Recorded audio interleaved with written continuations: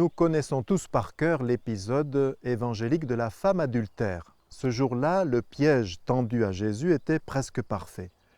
S'il disait « Eh bien, puisque la loi le demande, il faut le faire, lapider cette femme », eh bien, on pouvait lui dire « Tu n'es donc pas aussi bon que tu prétends l'être et que tu le recommandes ». S'il disait « Mais enfin, arrêtez, laissez-la tranquille », on pouvait lui dire « Tu ne respectes pas la sacro-sainte loi de Moïse et tu mets en péril la pérennité du peuple d'Israël ».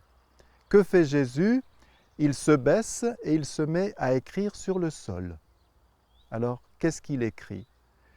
Pour saint Ambroise et saint Augustin, il écrit le verset 3 du chapitre 17 du livre de Jérémie « Ceux qui se détourneront de toi seront inscrits dans le sol », geste donc prophétique.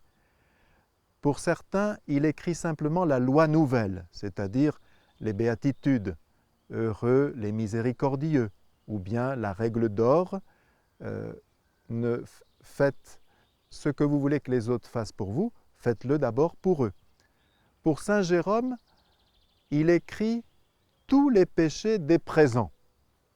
Pour d'autres encore, il écrit Exode chapitre 23, versets 1 à 7, où il est dit notamment « Tu ne colporteras pas une rumeur, tu ne blesseras pas le droit du pauvre dans son procès.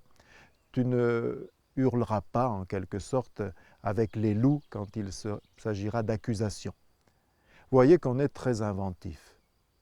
En fait, ça n'est pas écrit dans l'Évangile et on peut penser que Jésus, par ce geste, impose d'abord le silence. Ce geste intrigue, il pose question et il désarme la violence qui est en train de se déchaîner. Puis Jésus peut leur dire, eh bien, que celui qui n'a jamais péché lui jette la première pierre. Et il se baisse de nouveau, continue à écrire sur le sable. À ce moment-là, on nous dit que tous les protagonistes, tous les participants, partirent les uns après les autres, à commencer par les plus âgés. Alors pourquoi les plus âgés partent en premier? Évidemment, les plus vieux parmi nous diront c'est parce qu'ils étaient plus sages, ils ont compris plus vite.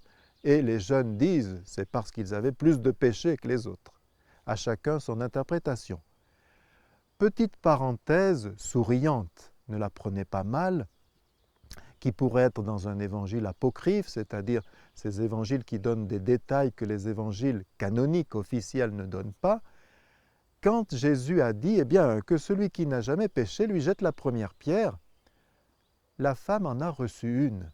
Et alors Jésus s'est levé sur la pointe des pieds, a regardé vers le fond de la foule et a dit « Mais enfin, maman, je ne te parlais pas à toi ».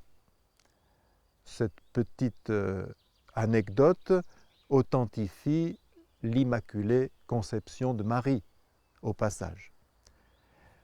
Jésus se relève, la femme est seule devant lui et il lui dit à ce moment-là « Personne ne t'a condamné, personne, Seigneur ». Condamné, le mot est très très fort. On le disait il n'y a pas si longtemps d'un malade. La médecine l'a condamné. On n'emploie plus trop cette expression, on dit plutôt qu'il est entré en soins palliatifs. Mais quand la médecine avait condamné un malade, elle avait au fond tiré l'échelle. On avait fait tous les soins possibles, on ne pouvait plus rien que l'accompagner et soigner ses douleurs, apaiser ses douleurs. On dit aussi qu'une porte est condamnée, c'est-à-dire que non seulement on a verrouillé à triple tour, mais souvent on a cloué des bois en travers de la porte pour être sûr que personne ne pourra passer, et même parfois on a enlevé la porte en bois et on a muré avec des moellons de façon à ce que le passage soit obstrué. Condamné, c'est un mot terrible. Mais avec Jésus, on comprend qu'aucune situation, aussi inextricable soit-elle, n'est véritablement condamnée. Il y a toujours un possible. Alors justement, quel est le possible?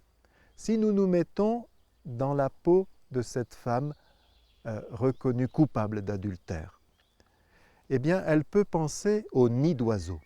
On a tous vu un jour ou l'autre un nid d'oiseau tombé de l'arbre ou de l'avant-toit.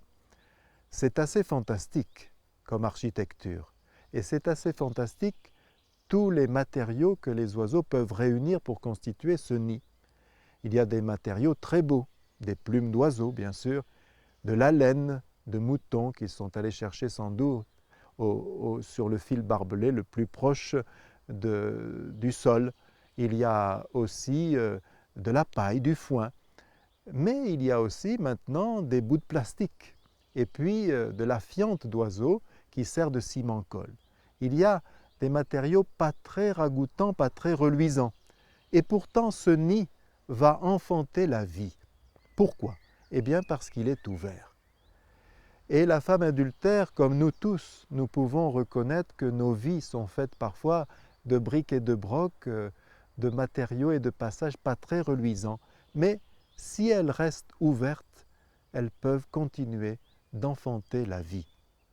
Maintenant, mettons-nous à la place des accusateurs de cette femme, qui, à juste titre, peuvent être indignés qu'il y ait des infidélités conjugales qui font tant de mal, qui détruisent tant de familles, qu'il y ait des adultères, des expériences extra-conjugales, comme on dit politiquement correct maintenant. Alors que faire dans ce cas-là?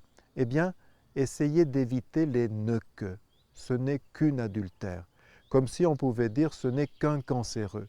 Bien non, il a le cancer, mais il reste un père de famille, il reste un priant, il reste quelqu'un qui peut décider, il reste une personne vivante.